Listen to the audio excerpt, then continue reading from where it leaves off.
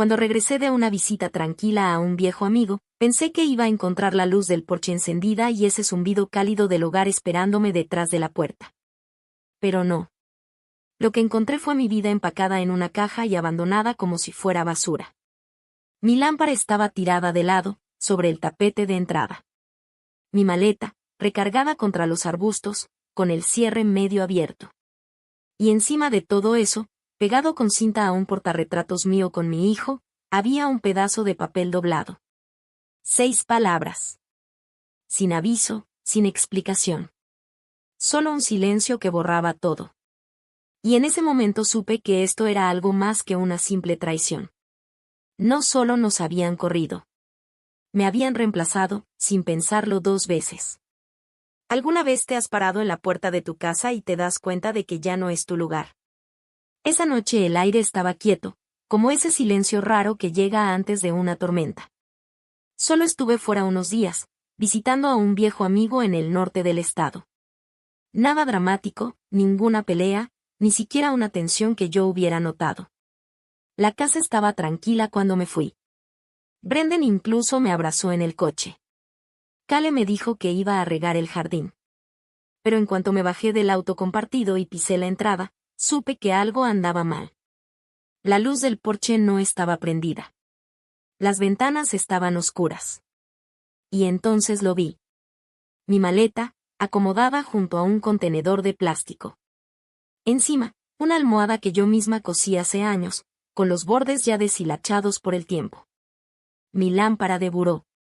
2 fotos enmarcadas, una de mi esposo, ya fallecido, y otra de nosotros 3, cuando Brendan iba en la universidad.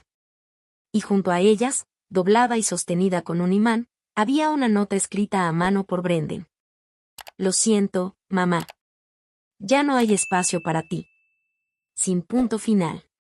Sin firma. Me quedé parada un buen rato. No lloré. No toqué nada. No había nada que decir. Tomé mi maleta con cuidado, metí las fotos y cargué la lámpara bajo el brazo.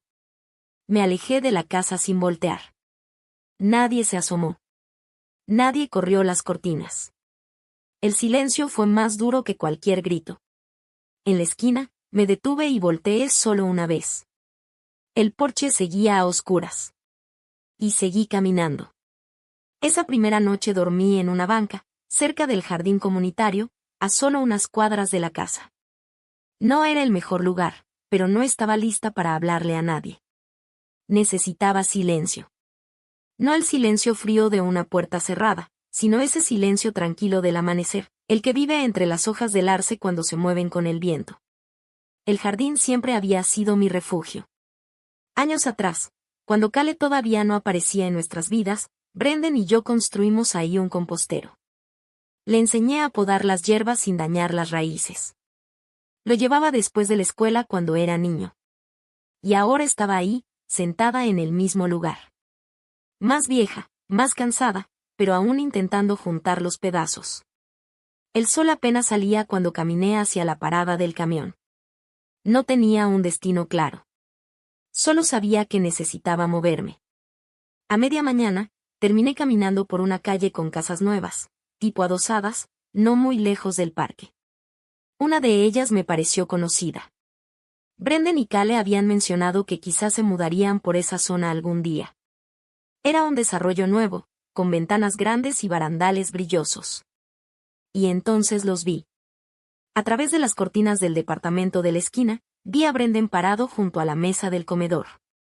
Cale estaba sentada frente a él, hojeando una carpeta. Tenían la cabeza junta, los dos con cara de estar concentrados. Cale soltó una risa. Brendan apenas y esbozó una sonrisa. Ella levantó algo.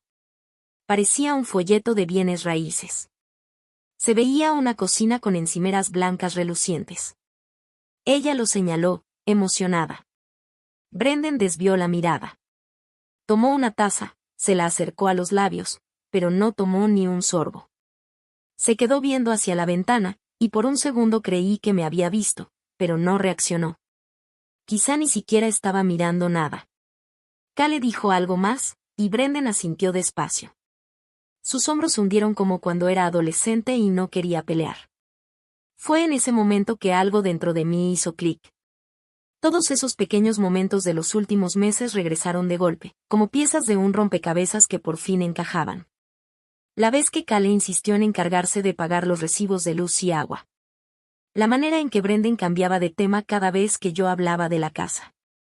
Ese correo raro que traía su nombre, pero llegaba a mi dirección. Esas pausas pequeñas en su voz. Las señales ahí estaban. Pero o no las vi, o simplemente no quise verlas. Me quedé parada ahí, sin moverme, hasta que vi la cortina moverse apenas, como si la hubiera tocado el viento. Sentía las piernas pesadas al alejarme, pero no era por el cansancio. Era por ese peso nuevo que aún no sabía cómo nombrar. Ese día no hubo escenas. No toqué la ventana, no grité, no hice escándalo. Solo entendí, en silencio, que todo esto no fue algo improvisado. Fue algo planeado. Calculado. Y yo fui la última en enterarme. Caminé más de la cuenta y acabé en la orilla del lago, cerca de la biblioteca. El agua estaba tranquila, sin moverse. Me senté en un muro de piedra y dejé que ese mismo silencio se metiera en mí. No lloré. Pero por primera vez, desde que leí esa nota, empecé a preguntarme qué tan profundo era en verdad el daño, y desde cuándo había empezado todo. A la mañana siguiente, caminé hacia la biblioteca pública. No iba por libros. Solo quería un enchufe y silencio. Mi teléfono se había apagado durante la noche.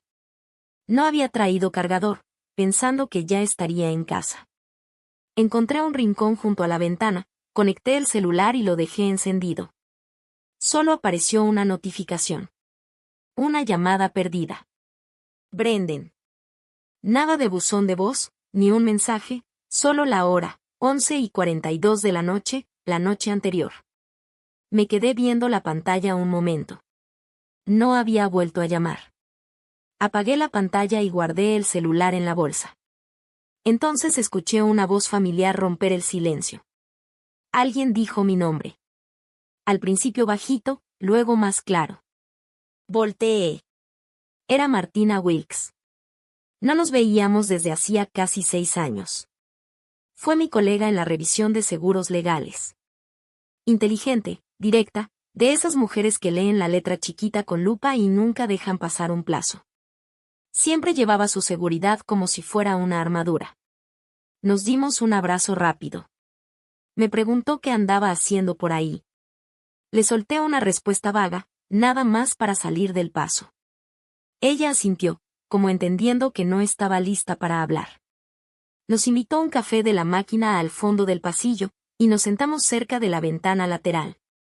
Después de platicar un poco de lo mal que andan las rodillas y la política de siempre, se inclinó hacia mí y me dijo que había visto a Cale hacía una semana en una junta local de bienes raíces. Según Martina, Cale estaba feliz, sonriendo, contando sus planes para la casa y que posiblemente la pondrían en venta pronto. Que había un desarrollo nuevo que ella y Brendan andaban checando. Martina pensó que yo ya me había mudado por mi cuenta, que me había ido a algo más pequeño. No le contesté en el momento. Martina me miró como si mi cara fuera un contrato lleno de cláusulas. Se enderezó. Algo no está bien, dijo. Asentí despacio, dejando que el silencio hablara por mí. Martina me preguntó si todavía tenía acceso a los papeles de la casa. Le dije, antes sí. Ella me sugirió que checara de nuevo los detalles de la propiedad. Me contó que una vez llevó un caso en el que la nuera tenía poder notarial, movió todo en lo oscurito, mandó a la suegra a una residencia y remodeló la casa en menos de 6 semanas. Sentí que se me iba el color del rostro, pero no por miedo, sino porque algo hizo clic. Había ignorado demasiadas cosas. Cale ofreciéndose a pagar el recibo del agua. Brendan olvidando darme el aviso del seguro. La chequera que desapareció la primavera pasada. No fueron descuidos. Martina se ofreció a echarme la mano. Todavía daba asesoría legal por su cuenta a mujeres que pasaban por transiciones familiares difíciles.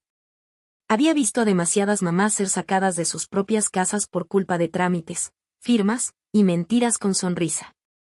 Me dio su tarjeta, aunque yo todavía tenía su número apuntado en una libreta vieja guardada en casa. Nos quedamos calladas un rato. No insistió. Así son los amigos de verdad. Te dan espacio sin pedir explicaciones. Más tarde ese mismo día, caminé hasta la oficina de correos y renté una cajita postal. Con mi nombre, mi dirección. Aunque fuera solo un pedazo de metal en un edificio del gobierno, era mi lugar. Un punto de referencia.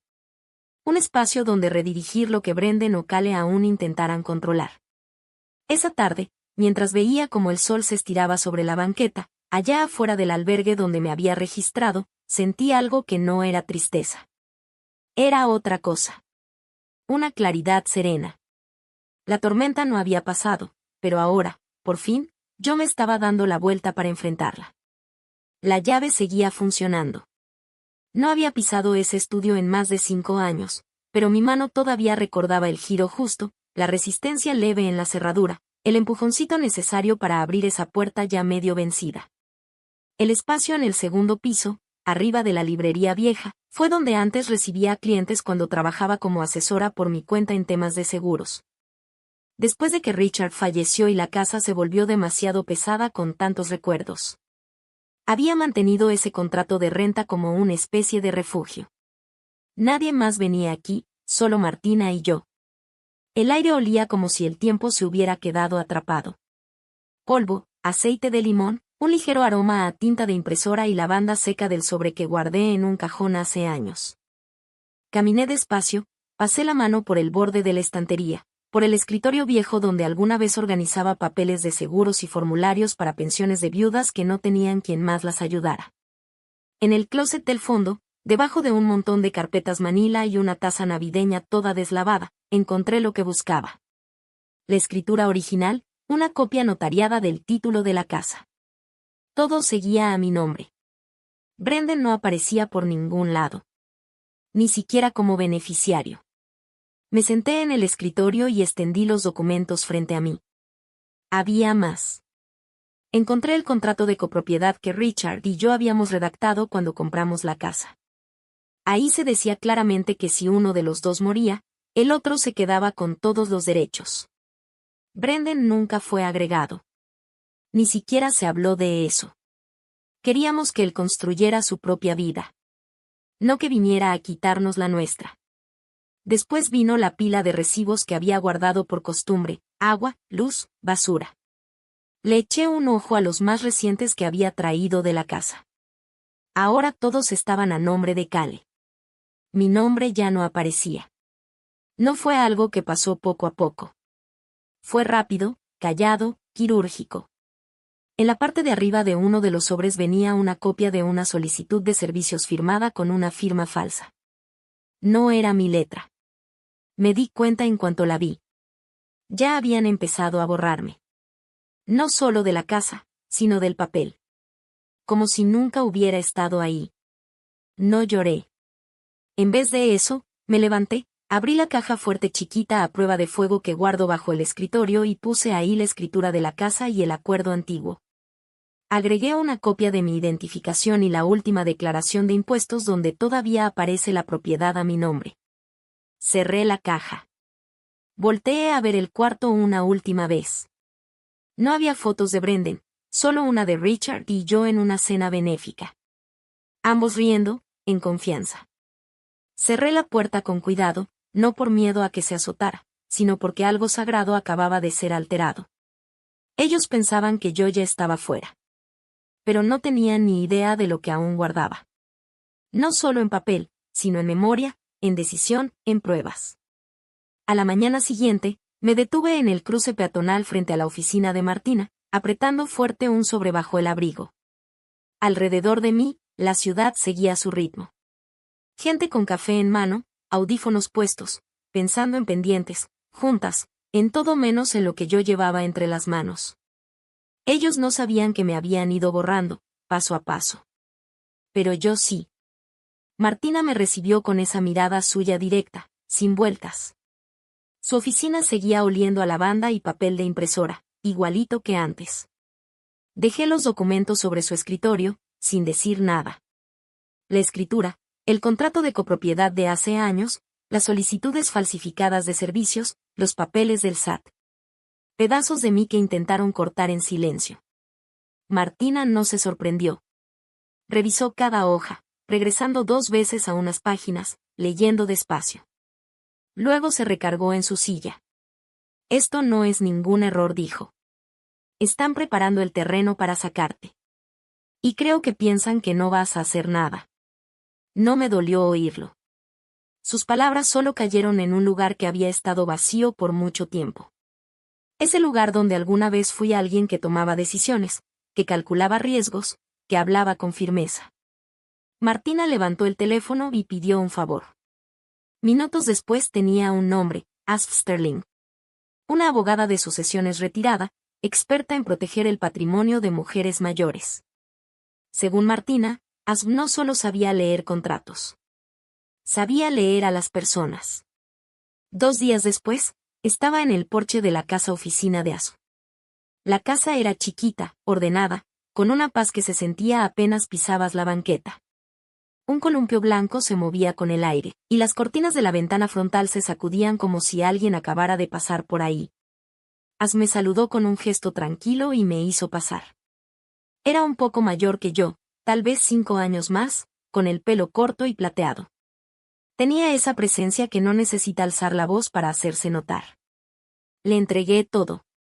Ella empezó a leer, sin prisa. Sus ojos se movían como las manos de un cirujano.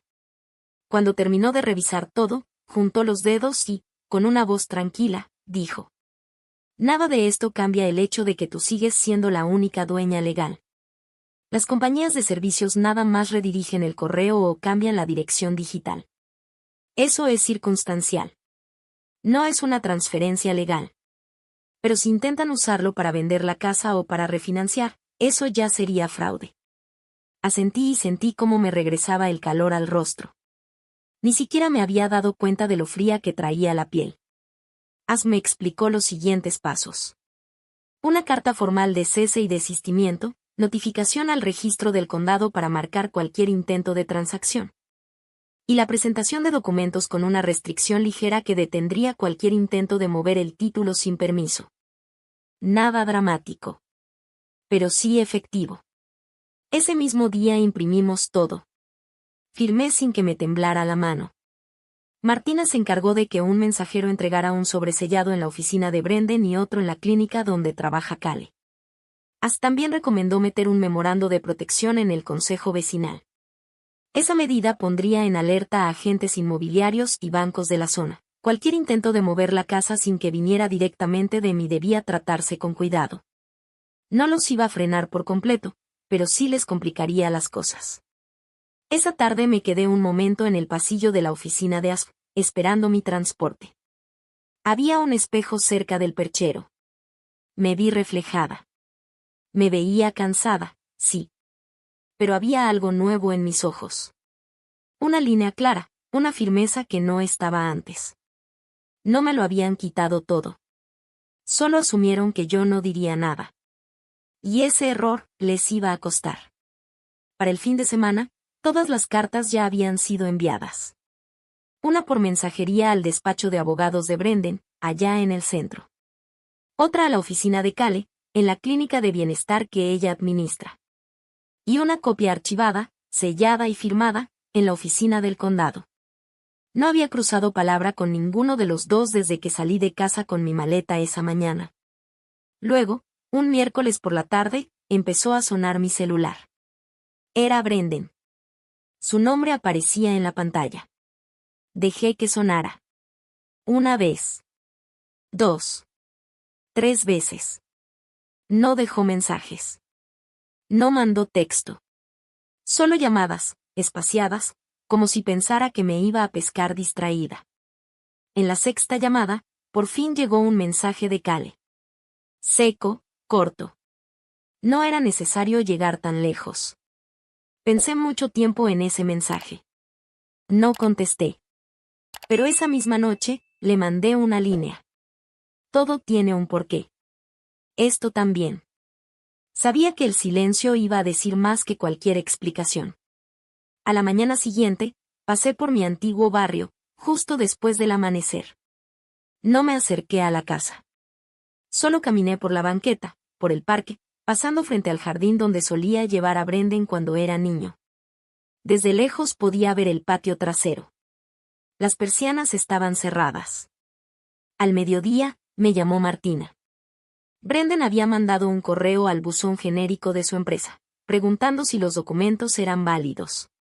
Ash le respondió con toda calma y de forma profesional. Le confirmó que la orden de cese y desistimiento estaba activa, incluyó su número de licencia y le ofreció dirigirlo a los registros públicos si necesitaba confirmación independiente. No hubo amenazas. No hubo acusaciones. Solo un muro de claridad. Esa noche, Brendan se apareció en mi estudio. Tocó la puerta y esperó un buen rato. Abrí apenas lo suficiente para verle la cara. Sus ojos se veían cansados, menos enojados que confundidos. Preguntó si podíamos hablar. Me hice a un lado, no para invitarlo a pasar, sino para dejarle claro que no tenía miedo. Se quedó de pie junto a la ventana, mirando la pila de papeles sobre mi escritorio. Dijo que no sabía nada, que Cale había tomado la iniciativa porque pensaba que yo necesitaba descansar. Que se suponía que esto no iba a llegar tan lejos. No lo interrumpí. Al final, le hice una sola pregunta. No como madre. Como una mujer hablando con un hombre adulto que debió saber mejor. ¿Por qué no la detuviste? Él bajó la mirada. Su respuesta llegó despacio, como arrastrando los pies. Porque no quería problemas. Porque me resultó más fácil hacerme a un lado. Porque no creí que fueras a resistirte. No fue crueldad. Fue cobardía. Él no la había elegido a ella en vez de a mí. Eligió quedarse callado en lugar de enfrentar la incomodidad. Y ahí entendí que eso también era una forma de traición. Me preguntó si había algo que pudiera hacer ahora. Le dije que las cartas ya habían sido enviadas. Las alertas estaban registradas. El título ya no era vulnerable. La casa ya no estaba en juego. No le conté todo. Pero le dije lo suficiente. Cuando se fue, cerré la puerta suavemente detrás de él. No con coraje. No con tristeza. Con una certeza tranquila, de esas que uno lleva cuando ya perdió la ilusión de lo que fue una familia. Y encontró algo más firme en su lugar. Uno mismo. Los días siguientes pasaron sin noticias de Brendan ni de Cale. No esperaba una disculpa. Tampoco comprensión. Pero sí esperaba movimiento. Alguna reacción. Y cuando llegó, venía bien calculada. El sábado por la mañana, un mensajero tocó a la puerta. Traía un sobre blanco, con mi nombre escrito a mano con cuidado. Sin remitente. Adentro venía una carta de una inmobiliaria. No iba dirigida a mí, sino a Brendan y Cale. Venía acompañada de una copia de un formulario de consulta interna, solicitando documentos para una evaluación previa a la venta de la casa. Mi casa. No entré en pánico. Solo levanté el teléfono y llamé a Martina. Una hora después, ya estaba conmigo en el estudio. Escaneó la carta y soltó una maldición entre dientes. Las dos sabíamos lo que eso significaba. Estaban probando el sistema. Intentando brincar las alertas que Asp ya había colocado.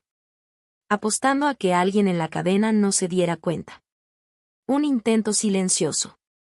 Otro movimiento en la sombra. Pero Martina estaba lista. Llamó a Asp y le envió los documentos. En cuestión de horas, Asp presentó una restricción de segundo nivel en la oficina de propiedad y notificó directamente al agente inmobiliario. Por la vía legal. Cualquier intento adicional de consultar sobre la casa ahora requería una autorización mía, directa, notariada y certificada. El muro alrededor de mi casa ya no era simbólico. Era real. Y estaba reforzado. Aún así, me sorprendió la audacia. No solo el intento de desaparecerme de los documentos, sino la manera tan fría en la que actuaron como si yo jamás hubiera importado. Como si todos los años que pasé construyendo ese hogar, todo el amor que dejé en cada rincón, pudieran ser borrados con una firma falsificada por conveniencia. Esa noche dormí ligero. El domingo por la tarde, Brendan volvió a presentarse. No tocó. Simplemente se quedó parado afuera, esperando a que yo abriera. Esta vez sus ojos tenían otra cosa. No desesperación. Era cálculo. Estrategia. Preguntó si podíamos hablar. Le hice un gesto con la cabeza, pero no lo invité a pasar. Se quedó en el porche. Me dijo que Cale había cometido un error. Que todo se había salido de control. Que tenía miedo de que yo respondiera públicamente y los expusiera. Siguió usando palabras como malentendido, descuidos y problemas de comunicación. Yo no dije casi nada. Dejé que el silencio trabajara más que cualquier argumento. Y entonces lo miré directo a los ojos. Y le dije lo que había guardado desde el inicio. Tú lo sabías. Siempre lo supiste. Y no hiciste nada porque te convenía. No discutió. Dijo que nunca fue su intención que las cosas llegaran hasta ahí. Que estaba cansado. Que estar entre Cale y yo era una posición imposible. Y fue justo ahí, en ese momento, cuando algo dentro de mí cambió para siempre. Porque lo vi claro. No fue manipulado. No estaba atrapado. Brendan había tomado una decisión. No porque me odiara. Sino porque estar de mi lado habría requerido coraje. Y la comodidad era más fácil que el coraje. Le di las gracias por venir. Y cerré la puerta. No con coraje. No con rencor. Sino con la firmeza de alguien que ha visto la verdad de frente. Y ya no puede fingir que no la conoce. La mañana siguiente, con la niebla aún colgada sobre la calle, crucé hacia la oficina de Martina. Llevaba una bolsa con whisky y una sensación de calma decidida en el pecho. Algo me decía que esto aún no terminaba de descomponerse. Y no me equivoqué. Martina estaba parada junto a la ventana cuando entré. No volteó a verme. Solo levantó un expediente grueso lleno de impresiones y dijo con voz serena. Creo que tenemos un problema. Extendió los papeles sobre su escritorio. El primero era una impresión digital de una solicitud de preaprobación de préstamo de un banco regional. Tenía el nombre de Brendan. Y el mío. Junto al mío, había una firma. Parecía mía, pero no lo era. Era una copia mal hecha, como arrastrada. Puesta en espacios que yo jamás autoricé. Martina había obtenido los documentos a través de un sistema de monitoreo privado que usaba con ciertos clientes. Algo en la actividad de Brendan había disparado una alerta menor. Había creado una cuenta en línea con perfil de propiedad compartida. Presentado formularios falsificados. Y estaba intentando conseguir una línea de crédito usando la casa como garantía. Los documentos incluían una identificación escaneada. Mi vieja licencia de conducir. Y una factura de servicios a mi nombre, apenas visible. Lo justo como para parecer auténtico a alguien con prisa. Pero no lo suficiente para aguantar una revisión a fondo. El rostro de Martina estaba tenso. Esto no es solo manipulación, dijo.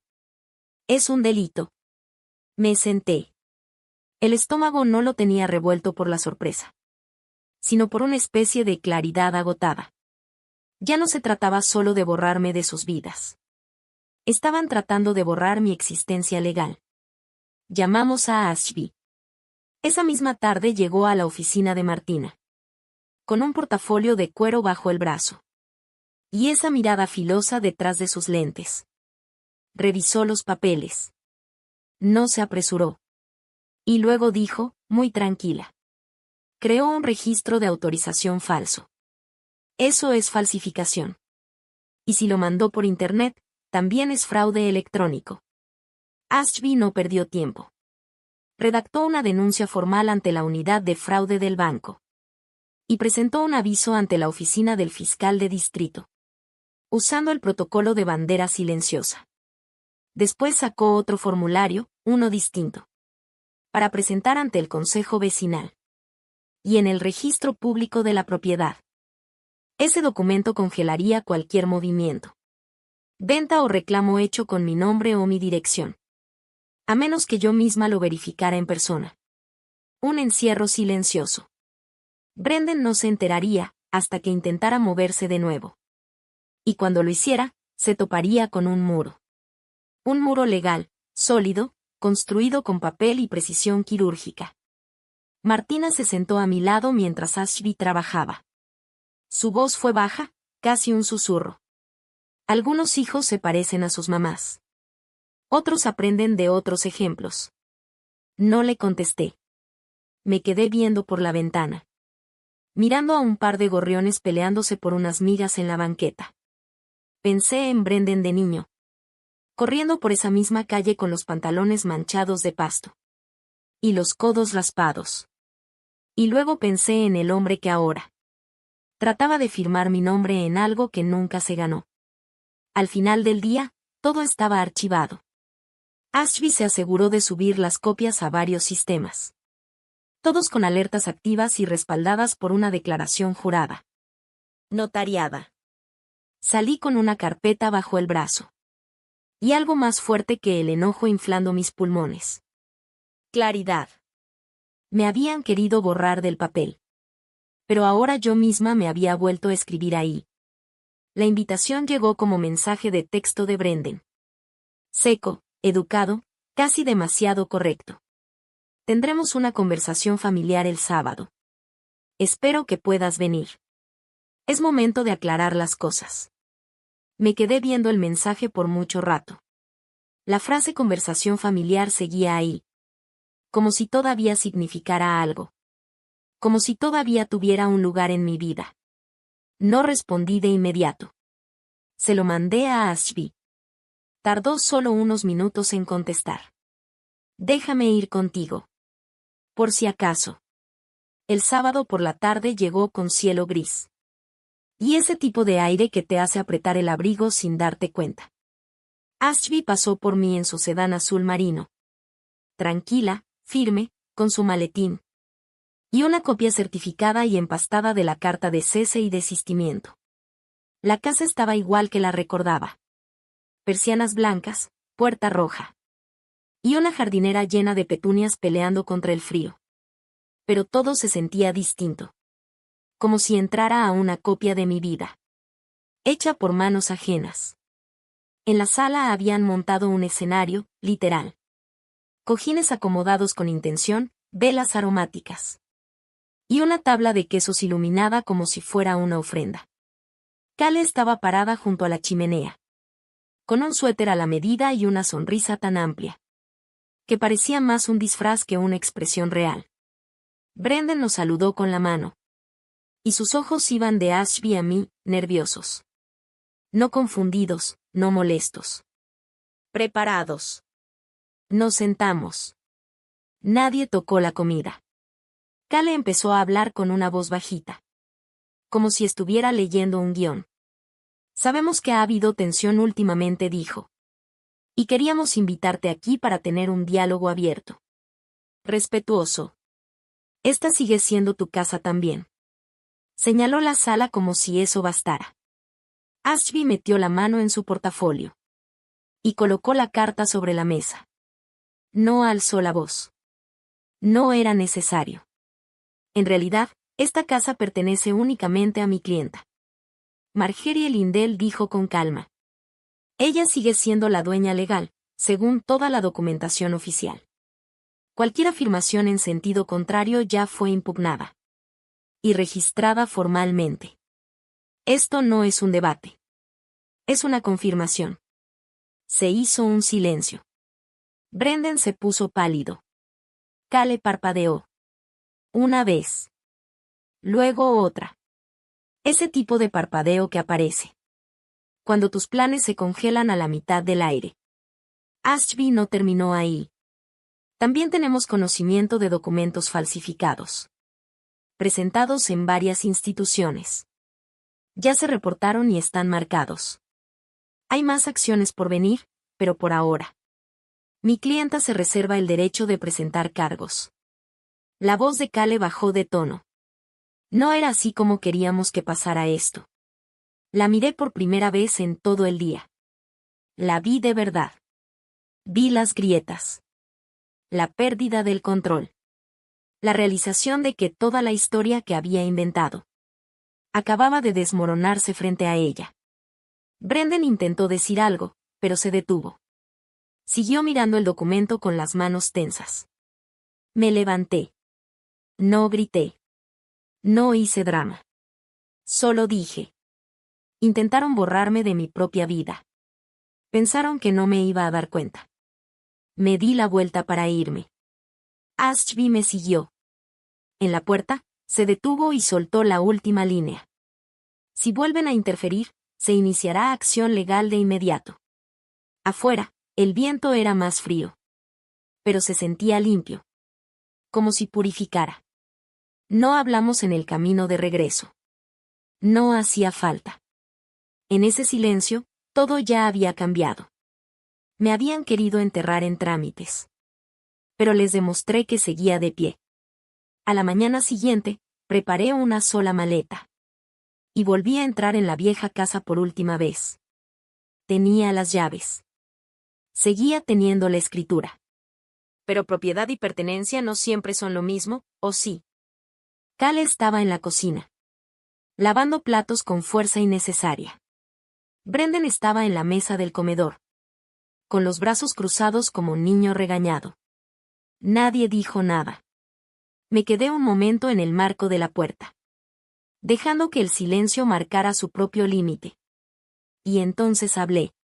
Voy a vender la casa. Cale se quedó congelada.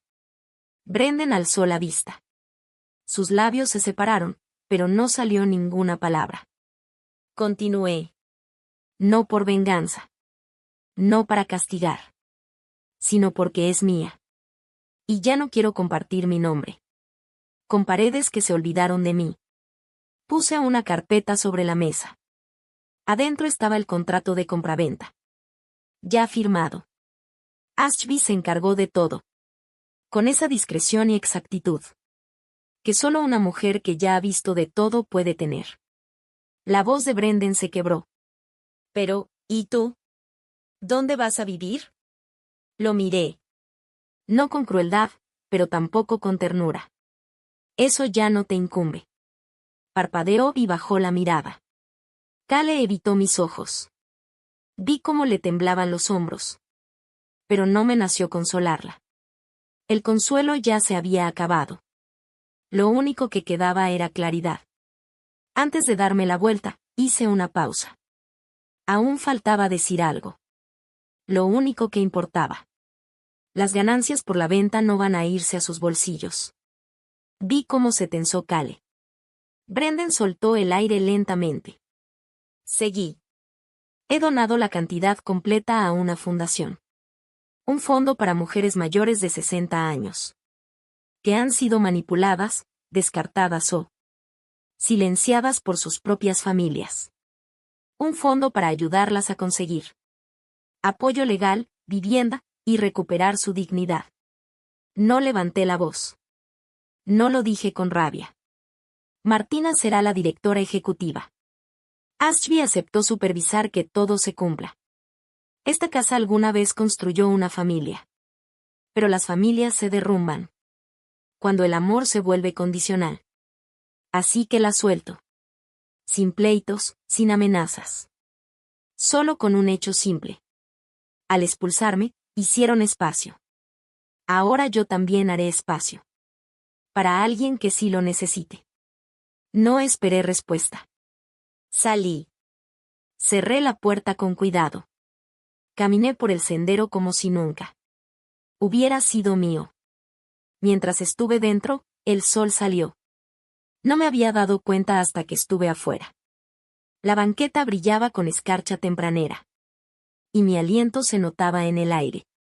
Pero me sentía cálida. Más cálida de lo que me había sentido en años. No lloré. No volteé. Saqué el celular. Y busqué la dirección de mi nuevo departamento. Chiquito. Tranquilo. Mío. Luego pulsé enviar en el boletín de prensa que Ashby había preparado. La fundación se haría pública esa semana. Un anuncio discreto, al fondo de un boletín local. Nada ostentoso. pero sabía que alguien lo leería. Y esperaba que lo que les quedara no fuera rabia, sino pérdida. No porque yo les quitara algo, sino porque al fin entendieran lo que ellos mismos habían echado a perder. El departamento era pequeño, pero lleno de luz por las mañanas. La ventana de mi cuarto daba al este. Y cada amanecer se desbordaba sobre el alféizar. Como una promesa callada. Mantuve las cosas simples. Un silloncito de lectura junto a la ventana. Una foto mía, sola, en el mar. Tomada hace años. Una maceta de barro con lavanda. Le puse de nombre Merci. No había tele. Solo una radio que prendía por las noches. Para escuchar estaciones locales, jazz. Y el clima. El silencio al principio me resultó raro. No vacío. Solo, nuevo. Cada mañana me preparaba un té. Me amarraba los tenis. Y salía a caminar. Detrás del complejo había un caminito. Flanqueado por pinos chaparros. Lo recorría a diario. Siempre saludaba a una mujer. Que corría en sentido contrario. Con su Golden Retriever. Nunca hablamos, pero después de algunas semanas. Ella fue la primera en sonreírme. A veces, Martina venía a visitarme. Traía pastelitos y me contaba cómo iba todo con la fundación. Las donaciones eran chiquitas, pero no dejaban de llegar. Un día llegó una carta de una señora de Utah. Se había enterado del fondo por un boletín de su iglesia. Su historia sonaba demasiado familiar. Escribió: Gracias por existir. La leí 2 veces. La casa vieja ya se había vendido oficialmente. Cale y Brendan se mudaron antes de que se cerrara el trato. Como lo pedía todo el papeleo que Ashby gestionó. No volvieron a buscarme. No hubo llamadas. Ni mensajes. El silencio no dolía como pensé que lo haría. Ya no se sentía como abandono. Se sentía como espacio. Por las noches empecé a escribir. Nada formal. Solo páginas de recuerdos y pensamientos. Cosidas dentro de un cuaderno de pasta suave, color café. A veces escribía sobre mi infancia. Otras veces, sobre el silencio. Como puede ser un arma o un refugio. Dependiendo de quién lo use. Una tarde, me llamó un grupo de mujeres de la ciudad. Alguien les había dado mi nombre. Estaban organizando un taller sobre autonomía en la vejez. Y buscaban a alguien con experiencia vivida para hablar. Dije que sí, sin pensarlo. Esa noche me quedé parada frente a la ventana. Viendo el estacionamiento. La luz de los faroles dibujaba sombras largas. Sobre el pavimento. No me sentía chiquita. No me sentía borrada. Solo me sentía presente. Y en eso, había paz. Apagué la luz, me metí a la cama. Y dejé que el silencio me envolviera. No para alejarme del mundo. Sino para, por fin, escucharme respirar. Una tarde, mientras organizaba el closet. Debajo del escritorio. Me topé con algo. La foto. La de la graduación universitaria de Brendan. Ahí estaban todos, Brendan, Cale. Hasta mi cuñada de Nebraska. El marco siempre había sido demasiado grande para la foto. Así que solía guardar una margarita prensada en la esquina. Pero esta vez lo que me llamó la atención fue el borde. Nunca lo había notado. O tal vez no había querido verlo. La imagen estaba recortada. Mi cara había sido eliminada con precisión. No arrancada ni doblada. Sino recortada con cuidado. Como si nunca hubiera estado ahí. La miré un rato. No con sorpresa. Ni siquiera con tristeza. Solo con reconocimiento. No lloré. No la tiré. La saqué del marco. La metí en una bolsita de tela. Y la guardé en una cajita de madera. Que tenía en el fondo del armario. Ahí guardo llaves viejas. Una cinta del concurso de ortografía. que ganó mi hijo en quinto. Y una tarjeta de cumpleaños. Firmada solo por el hijo de Brendan. No decía para mi abuela. Solo tenía un dibujo de un globo hecho con crayones. Cerré la caja con cuidado. Sin enojo. Sin tristeza. Solo con calma. La gente cree que sanar es ruidoso. Como un trueno. Pero a veces. Se mueve como la respiración. Suave, imperceptible, lenta. Y cuando llega. Lo cambia todo. Nunca borré a Brendan ni a Cale de mi mente. Simplemente dejé de construir mi vida. Alrededor de personas que me habían borrado de la suya. Soltar no es venganza. Ni orgullo. Es claridad. Es paz. Esa primavera, planté lavanda nueva. En el alféizar de la ventana. Creció chueca, buscándole al sol. Pero creció. Y eso fue suficiente. No volví la vista atrás. Ni una sola vez. Si esta historia te dio un poquito de paz. Te agradezco haberla escuchado.